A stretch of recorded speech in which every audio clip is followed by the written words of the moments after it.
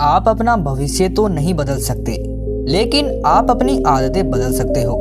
और निश्चित रूप से आपकी यही आदतें आपका भविष्य बदल देगी। सपने वो नहीं होते जो हम नींद में देखते हैं, बल्कि सपने तो वो होते हैं जो हमें नींद नहीं आने देते। जब हम सोते हैं तो हमारा शरीर मृत शरीर के समान होता है, और जब हम उठते हैं तो हमारा एक नया जन्म होता है। इस नए जन्म के साथ ही हमें अपने जीवन की शुरुआत करनी चाहिए। अपने दिन को, अपने जीवन को एक नई दिशा देनी चाहिए। दिन के पूरे 24 घंटे में सबसे ज़्यादा खूबसूरत और सबसे ज़्यादा ऊर्जावान और जीवन को सबसे ज़्यादा प्रभावित करने वाला समय सुबह का ही होता है।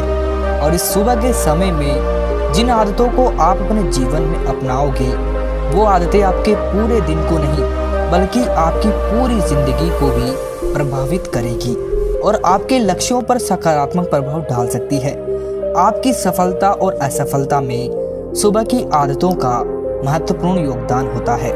आज मैं आपको सुबह की ऐसी आदतों के बारे में बताऊंगा जिसे अगर आपने अपने जीवन में अपना लिया तो आप अपने आज को और अपने आने वाले हर पल को, पूरे जीवन को बदल सकते हो और अपने जीवन में सब कुछ हासिल कर सकते हो।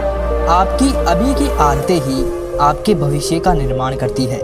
एक बार की बात है, महात्मा गौतम बुद्ध अपने सभी शिष्यों को आश्रम में उपदेश दे रहे थे। वो शिष्यों को जीवन में अपनाई जाने वाली सुबह की आदतों के बारे में बता रहे थे। वो उनको बता रहे थे कि इस प्रकार की आदतें अपनाकर हम अपने हर दिन को और पूरे जीवन को बेहतर बना सकते हैं। फिर महात्मा बुद्ध अपने शिष्यों से कहते हैं कि हमें जल्दी यानी सूर्य की किरणों के साथ ही उठ जाना चाहिए। जब सूर्य की किरणें निकलती हैं तो वो पूरी प्रकृति को ऊर्जा प्रदान करती है और हमें भी उस ऊर्जा का आनंद उठाना चाहिए। जो व्यक्ति देर से उठता है वो सूर्य की उस ऊर्जा को ग्रहण नहीं कर सकता और पूरे दिन नीरस रहता है। उसका पूरा दिन आलस से भरा हुआ रहता है। फिर महात्मा गौतम बुद्ध पहली आदत बताते हुए अपने शिष्यों से कहते हैं कि चाहे हमारा कल कैसा भी हो, कैसा भी बीता हो, लेकिन हमें आज की शुरुआत सकारात्मक बातों के साथ ही करनी चाहिए। हमें सुबह उठते ही सबसे पहले सभी को आभार प्रकट करना चाहिए। हमें उन लोगों का धन्यवाद करना चाहिए जिन लोगों ने हमारी बुरे समय में मदद की है। हमें उस परम पिता परमेश्वर को धन्यवाद देना चाहिए जिन्होंने हमें स्वस्थ शरीर प्रदान किया है। हमारे अंदर किसी भी प्रकार की कोई कमी नहीं रखी। हम स्वयं चल सकते हैं, बोल सकते हैं, सुन सकते हैं, इस प्रकृति की सुंदरता को देख सकते हैं। चिड़िया के चहचहाने की आवाज़ों को, नदियों के बहने की आवाज़ों को हम सुन सकते हैं, क्योंकि बहुत से लोगों ने तो ये देखा भी नहीं होगा क्योंकि उनके आँख नहीं है। कुछ लोगों ने तो इसे सुना भी नहीं होगा क्योंकि उनके कान नहीं है। बहुत से लोग तो चल भी नहीं पाते क्योंकि उनके पैर नहीं है। हमें परमात्मा का आभार प्रकट करना चाहिए कि उन्होंने हमें इस काबिल बनाया है कि हम अपना काम स्वयं कर सकते हैं। किसी और पर हमें निर्भर नहीं रहना पड़ता, जबकि बहुत से लोगों को चलने के लिए भी दूसरों का सहारा लेना पड़ता है। वो दूसरों के ऊपर निर्भर रहते हैं। हमें इस प्रकृति को, अपने आसपास की चीज़ों का धन्यवाद करना चाहिए जिन्होंने हमारी ज़िंदगी को इतना सुंदर बनाया है। ये रंग बिरंगे फूल जो हमें खुशबू प्रदान करते हैं, वो नदी जो हमें पीने का पानी उपलब्ध कराती है, ये पेड़ पौधे, ये शुद्ध हवा, ये फल हमें इस प्रकृति से प्राप्त होते हैं। हमें इन सब का आभार प्रकट करना चाहिए, इनको धन्यवाद देना चाहिए। इन सब ने मिलकर हमारे जीवन को बेहद ही खूबसूरत बनाया है। इसके बाद महात्मा गौतम बुद्ध अपने शिष्यों को सुबह की दूसरी आदत बताते हैं कि आभार प्रकट करने के बाद हमें ध्यान करना चाहिए।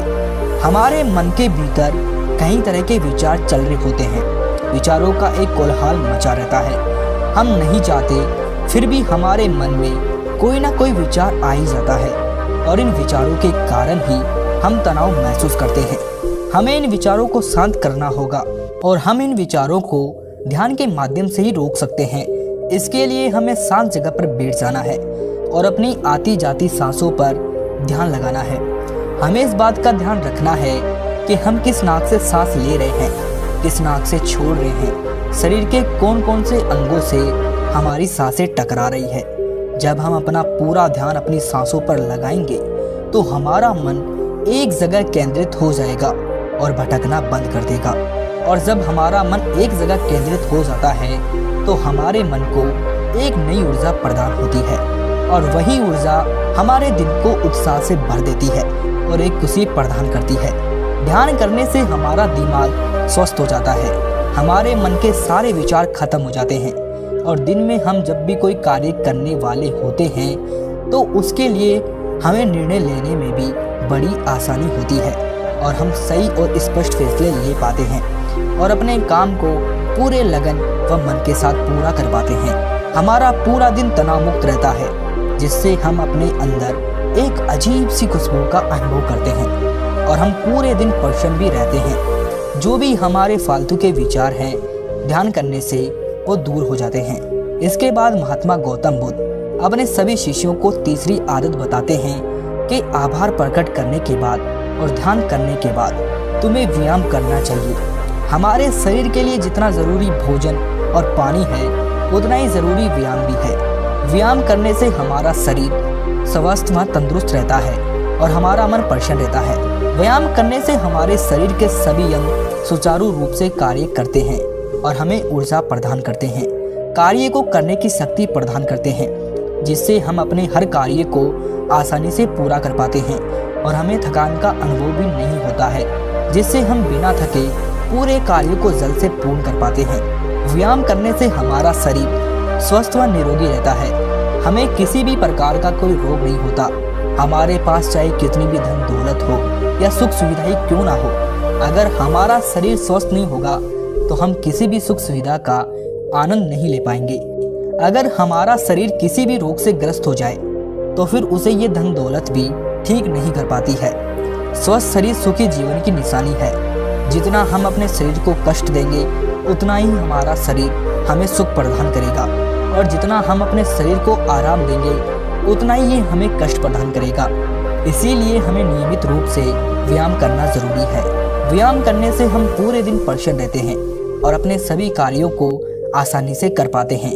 व्यायाम करने से हमें दीर्घायु प्राप्त होती है और हम लंबे समय तक युवा नजर आते हैं। जो लोग व्यायाम नहीं करते वो समय से पहले ही वृद्ध नजर आने लगते हैं। इसके बाद गौतम बुद्ध अपने सभी शिष्यों को सुबह की चौथी आदत बताते हैं कि आभार व्यक्त करने के बाद, ध्यान करने के बाद और फिर व्यायाम करने के बाद तुम्हें एक कागज़ और एक कलम उठानी है और उस कागज़ और उस कलम से अपने पूरे दिन की दिनचर्या लिखनी है।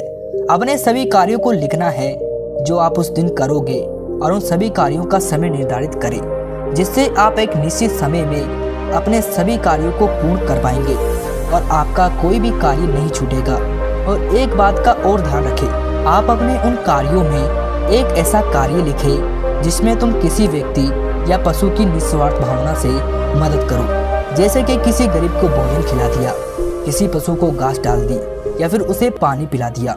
ऐसा करने से तुम्हें शांति प्राप्त होगी और जब तुम्हारा पूरा दिन खत्म हो जाएगा तो तुम्हें एक अलग ही खुशी का अनुभव होगा कि आज मैंने एक अच्छा कार्य किया है, आज मैंने किसी की निस्वार्थ भाव से मदद की है, आज का दिन मेरा बहुत ही अच्छा था, मेरा कोई भी कार्य नहीं छूटा, मैंने आज का दिन बहुत ही अच्छे से जिया।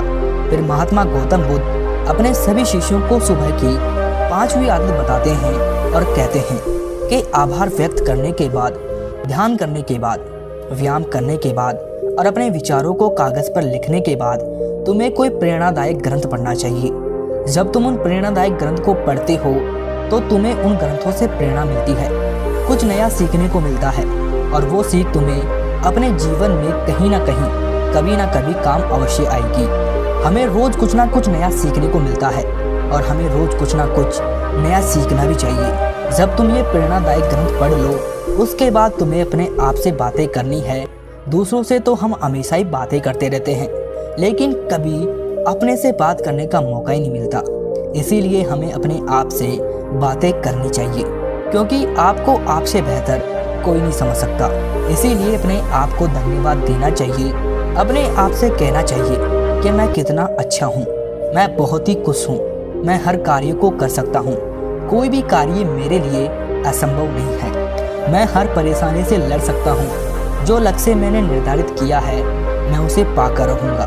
चाहे कुछ भी हो जाए मैं उसे हासिल करके ही रहूँगा, मैं किसी से नहीं डरता।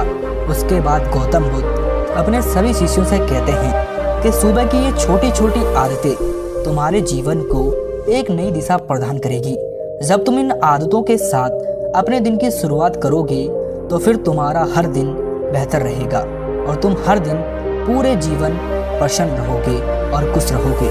दोस्तों, ये छोटी छोटी दिखने वाली 5 आदतें हमारे जीवन पर सकारात्मक प्रभाव डालती है। इन आदतों को अपनाकर हम अपने हर दिन को सुखमय बना सकते हैं और अपने लक्ष्य को प्राप्त कर सकते हैं।